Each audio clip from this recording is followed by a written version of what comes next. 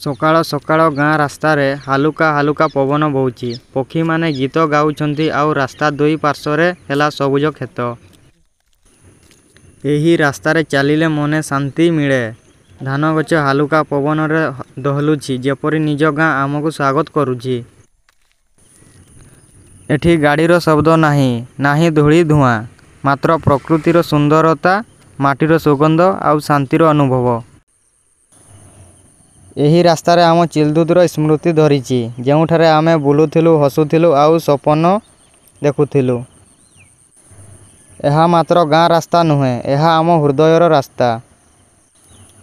ଯଦି ଆପଣ ପ୍ରକୃତିକୁ ଭଲ ପାଆନ୍ତି, ତେବେ ଲାଇକ୍, ସେୟାର ଆଉ ସବସ୍କ୍ରାଇବ୍ କରିବାକୁ ଭୁଲିବେ ନାହିଁ।